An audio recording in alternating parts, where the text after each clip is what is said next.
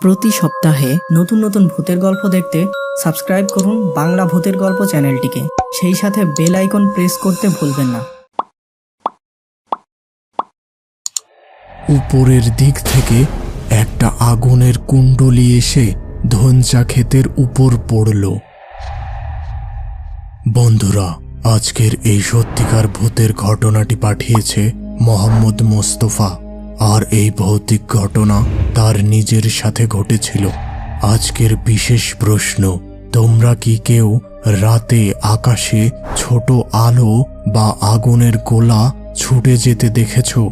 আর দেখে থাকলে কোথায় দেখেছিলে নিচে জানাও।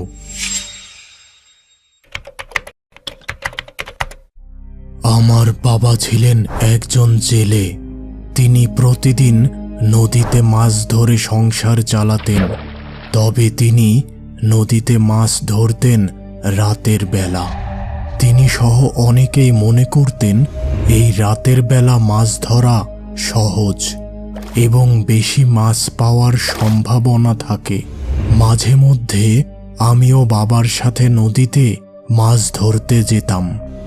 তো ওই দিন রাতে খাওয়ার সময় ঠিক হলো আজকে আমি বাবার সাথে নদীতে মাছ ধরতে যাব। রাত ঠিক 1টার সময় আমি ও বাবা মাছ ধরার জাল নিয়ে নদীর ঘাটের উদ্দেশ্যে রওনা দিলাম। বেশ কিছু সময় পর আমরা নদীর ঘাটে পৌঁছে গেলাম। এবার নৌকা নিয়ে নদীর মধ্যে কিছুটা যেয়ে বাবা নৌকার উপর থেকে পানিতে জাল ফেলা শুরু করলেন। এভাবে নদীর বিভিন্ন স্থানে জাল ফেলে আমরা বেশ কিছু মাছ সংগ্রহ করে ফেললাম। এবার নৌকাটিকে নদীর কিনারে নিয়ে এসে বাবা নৌকার এক পাশে বসে বিশ্রাম নেওয়া শুরু করলেন, আর আমি মাছগুলো আলাদা করে রাখতে শুরু করলাম। কিছুক্ষণ পর আমার বাবার বিশ্রাম নেওয়া শেষ হলো এবং আশেপাশে কম পানি থাকায় বাবা এবার একটি টানা জাল নিয়ে পানিতে নেমে মাছ ধরা শুরু করলেন। আর এভাবে তিনি জাল টানতে টানতে নৌকা থেকে বেশ কিছুটা দূরে চলে গেলেন। রাত তখন প্রায় 3টা হবে, আর এদিকে আমি তখন নৌকায় একদম একা ছিলাম। এবার আমার চোখ পড়ল নদীর পাড়ের ধান ক্ষেত ও ধনচা ক্ষেতের দিকে। হঠাৎ করে উপরের দিক থেকে একটা আগুনের কুণ্ডলী এসে ধনচা ক্ষেতের উপর পড়ল। মুহূর্তেই ধনচা ক্ষেতের সাথে পাশের ধান ক্ষেতেও আগুন ছড়িয়ে পড়ল। আমি অবাক দৃষ্টিতে সেদিকে তাকিয়ে রইলাম। কিছু পরে পুরো ধান ক্ষেত আগুনে পুড়ে শেষ হয়ে গেল। এবার হঠাৎ একটি ঘোড়া এসে সেই জায়গায় উপস্থিত। ঘোড়াটি দেখে ভয়ে আমার গা শিউরে উঠল, আর আমি দ্রুত বাবাকে ডাকতে লাগলাম, বাবা, বাবা, দ্রুত এদিকে এসো। আমার ডাক শুনেই বাবা তাড়াতাড়ি আমার কাছে চলে আসলো। এবার আমি বাবাকে এতক্ষণ আমার সামনে ঘটে যাওয়া ভুতুড়ে ঘটনা বললাম এবং তাকে ওই জমির দিকে তাকাতে বললাম। কিন্তু এ কি, সব কিছু একেবারে স্বাভাবিক। ধান খেতে কোনো আগুনের চিহ্ন নেই, তবে ঘোড়াটি তখনও সেখানেই দাঁড়িয়েছিল। ঠিক ওই সময় ঘোড়াটি একটি কালো মহিষে পরিণত হলো।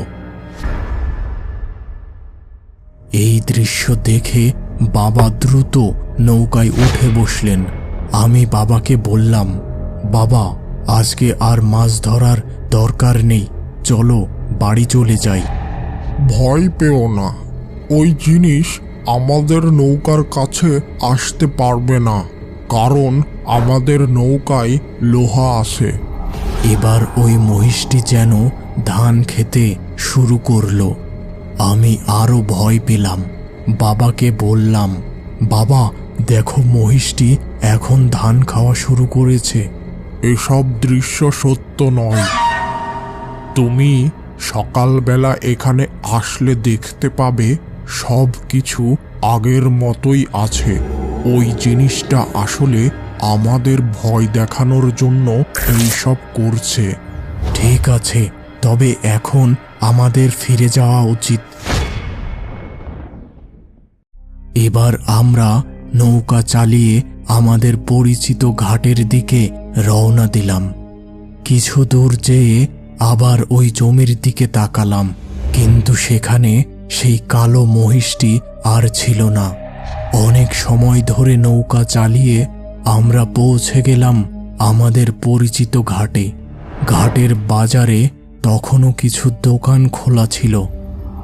আমরা একটি দোকানে বসে কিছু খাবার খেলাম এবং খাওয়া শেষে সেখানেই বিশ্রাম নেওয়া শুরু করলাম।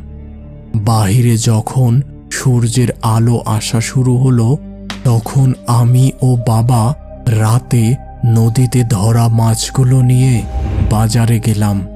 সব মাছ বিক্রি করে এবার বাবা ও আমি বাড়ির উদ্দেশ্যে রওনা দিলাম। এরপর অনেকবার আমি ও বাবা ওই ধান ক্ষেতের পাশে মাছ ধরতে গিয়েছিলাম, তবে ওই রাতের মতো আর কোনো অদ্ভুত ব্যাপার ঘটেনি। কিন্তু আজও আমার মনে প্রশ্ন জাগে, ওই জিনিসটি আসলে কি ছিল? দর্শক, তোমরা যারা আমার এই ঘটনা দেখলে, তোমাদের ধারণা কি আসলে ওই জিনিসটা কি ছিল? আর আমার ঘটনা এখানেই শেষ হচ্ছে।